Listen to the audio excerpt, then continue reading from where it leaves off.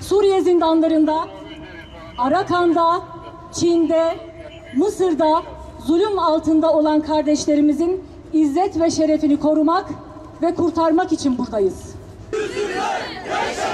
Allah bizimle! Tekbir! Allahu Ekber! Allahu Ekber! İlahe illallah! La ilahe illallah! Muhammed Resulullah! Muhammed Resulullah! Tekbir! Allahu Ekber! Allahu Ekber! Zalim Beşer Rusya'ya defol! Zalim Beşer Rusya'ya defol! Bismillahirrahmanirrahim. وَمَا خَلَقْنَا السَّمَاوَاتِ وَالْأَرْضَ وَمَا بَيْنَهُمَا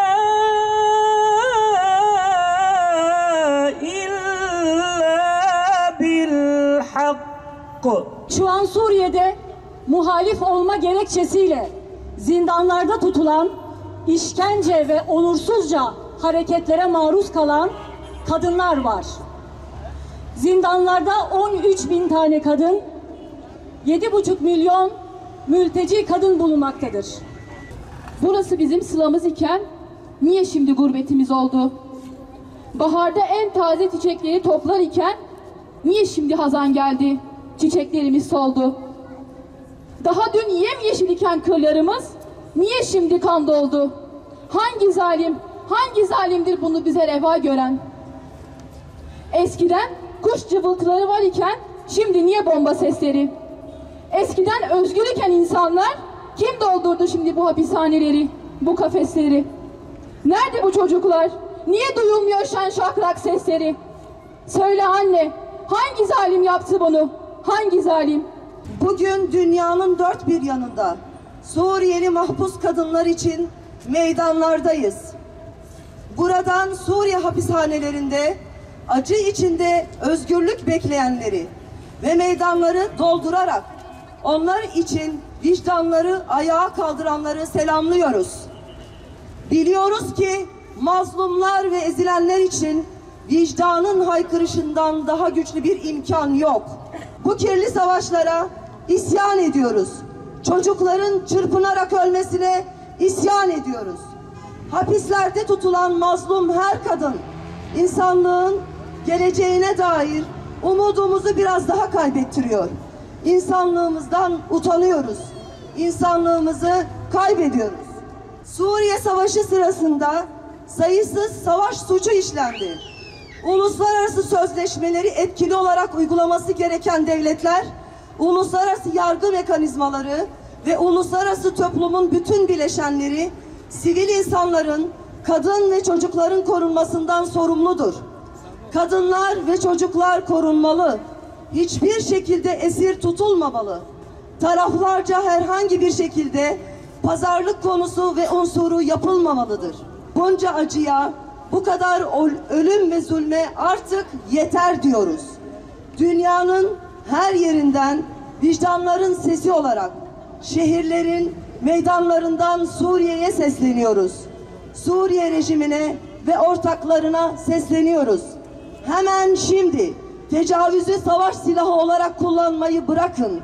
Hemen şimdi kadınlara acımasızca yapılan işkenceyi durdurun. Hemen şimdi tüm Suriyeli kız kardeşlerimizi serbest bırakın. Bırakın evlerine dönsünler. Bırakın ailelerine kavuşsunlar.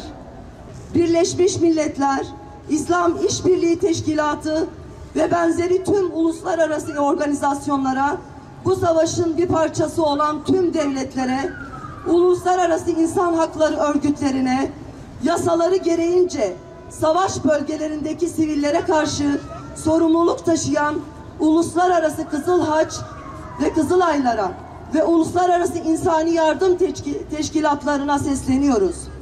Haydi tüm imkanlarınızı seferber ediniz. Masum bir insana özgürlüğünü vermek, yeryüzündeki en kıymetli insani yardımdır.